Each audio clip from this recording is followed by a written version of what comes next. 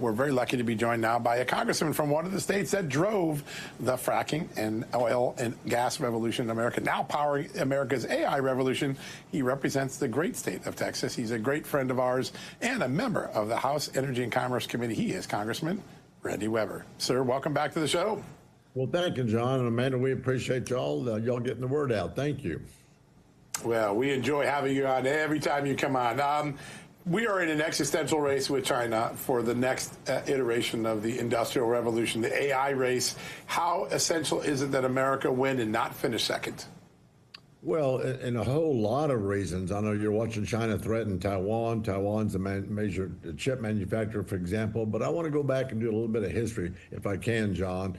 You know, if you think, I'm a little bit of a historian. Of course, my 8th grade Texas history teacher didn't think that, but I am. And think back to going back in history. Think about how America has changed over the hundreds of years. For example, think about the railroad age. Remember when the railroad got put in? What was that? 1860 something, where they finished up the railroad. Then you had the oil boom. You know, in 1859, you had it in Titusville, Pennsylvania. Then 1901, you had it in Spindletop, Texas. Of course, Texas is the probably #1 energy producer. We've got so much oil.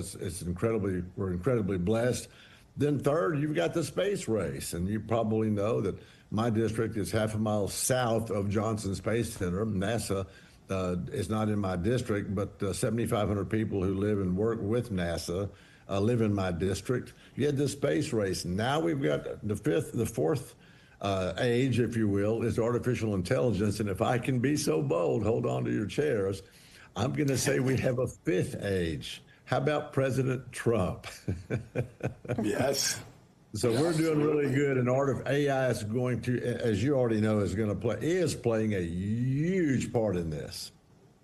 Absolutely. Sir, I think that a lot of people are grateful that President Trump is in the Oval Office, not because of his... President Donald J. Trump. He cut major deals to lower prescription drug prices. But foreign countries like Germany are taking advantage of American innovation, pushing through laws to freeload off American companies. If left unchecked, Berlin's changes will cost Americans more at the pharmacy, taking advantage of America at home while they refuse to stand with us abroad. Ask President Trump to stand up to Berlin, end foreign freeloading, and keep America first. Attention to this matter, but also the First Lady. What does the new horizon look like for AI when it pertains to congressional control? I know that there are folks on both sides of the aisle when it comes to the responsibility and the privacy side, but what does that look like as far as legislation and guardrails?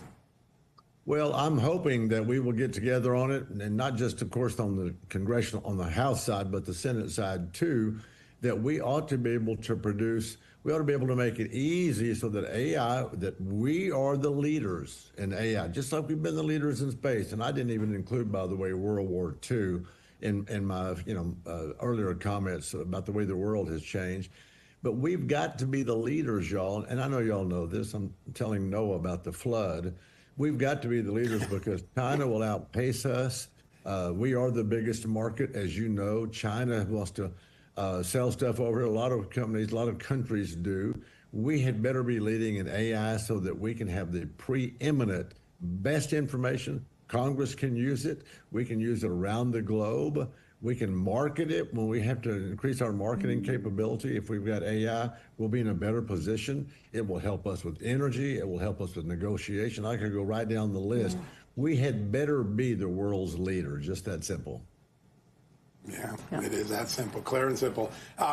4 years ago, as this age was dawning, I felt like America under Joe Biden was like a bad episode of Star Trek. The bridge would call for more energy, and poor Scotty, the engineer, had none left. But Texas stepped into this void. Your home state innovated, and instead of trying to do a massive public works project that would waste money, you came up with these mini grids. And these mini grids first started for fracking operations, and then they became AI solutions. And we're rebuilding the grid without having to do a big public works project that the government would have failed at. How important is that movement, and how revolutionary is it? Well, it's extremely important. Of course, Texas, you got to give Texas credit. We're innovators. We have been for a long time. We absolutely have been building this. You know, some of y'all, you probably know, I spent 4 years in the Texas legislature before I got demoted to Congress. So I was on the I was on the Environmental Red Committee, and we had purview over ERCOT and all kinds of things. TCEQ, and you can go right down the list. The Railroad Commission, as you know, in Texas really isn't about railroads. It's about oil and stuff. We have watched all this developing. We had the CREZ project when I was there, where we moved wind energy from the west part of Texas into the central part to hit the grid. And as you probably know, Texas is the #1 wind energy producing state. Number two, we're also the #1 solar panel when it comes to terms of energy in our grid. So it's extremely important that Texas continues this. We ought to be putting in more pipelines. You've probably heard me say years, and now the last 3 or 4 years running, that the Keystone Pipeline would have come into our district, 830,000 barrels of product a day. Of course, you had President Obama shut that down. Texas is on the leading edge for energy, for innovation.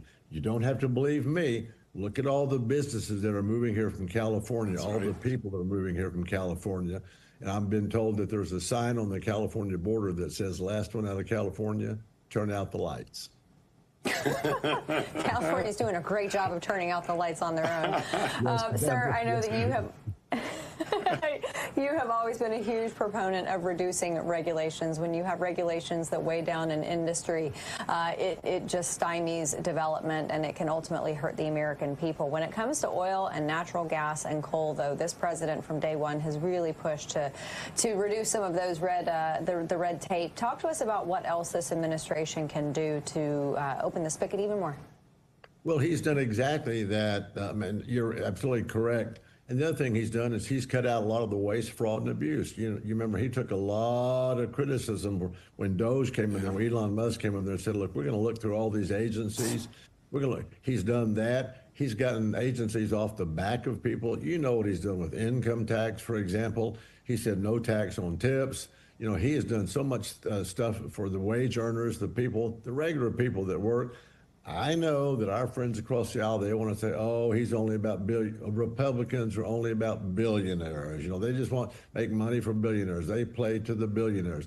But the truth of the matter is, what the president has been doing has put America back in the, I would call in the leadership chair again. And we're able to do things, build things. You know, companies are coming here from overseas. They're wanting to put, for example, facilities in, whether it's AI, they want to be part of the grid. We're seeing a lot happen now, Amanda, that has not been happening under the President Biden. I call him Biden because I think it was Obama's third term.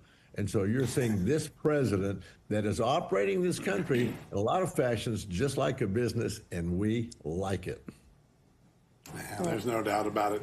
Congressman, I want to thank you. Every time you come on, you always make us smile and laugh a little bit. We get a little history. We get a healthy dose of common sense. It is alive in Washington, at least when a Texan is on our show. Thanks for joining us, my friend. Thank you. Appreciate you all.